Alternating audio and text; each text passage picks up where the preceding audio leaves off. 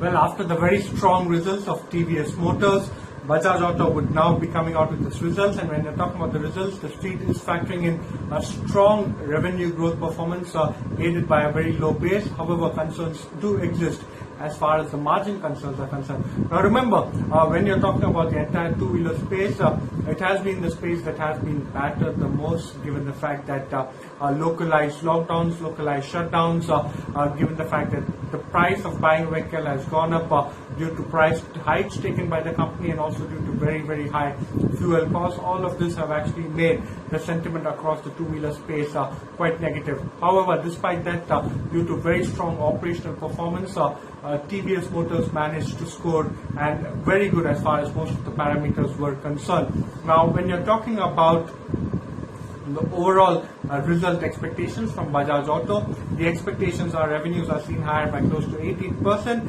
volumes on the back of being higher by almost 18%. Revenues are seen close to 8,060 crore. When you're talking about the core EBITDA is seen higher by 12%. Core EBITDA is seen close to 1,400 crore rupees.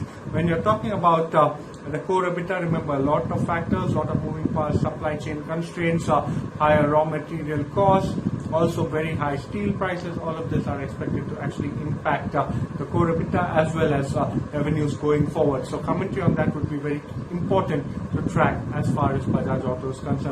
Margins are seen close to 17.5% this time around. Any positive surprise like TVS would actually be somewhat of a strong indicator. Also remember, Bajaj Auto has come out with a strong dividend policy. This again is something that is expected to aid the rating and re-rating. So that'll be something to watch out for whether anything incremental comes in as far as that is concerned. Now, when you're talking about the profitability is seen higher by close to 5%.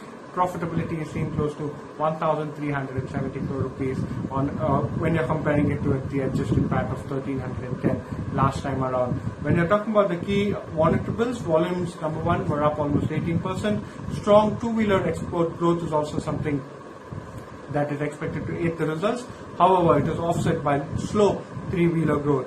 Also remember, in this particular quarter, most of the export incentives that the company was enjoying no longer would be available, and again that is something that would be impacting. Key things to watch out for in terms of the commentary. Number one, high commodity costs seen impacting the margins. Outlook on exports, especially when you're talking about outlook and export, when you're talking about it going to African countries as well. Demand trend as far as two-wheelers as well as the entire three-wheeler market. Outlook on RM prices, supply chain update, very important to watch as far as Bajaj Auto is concerned.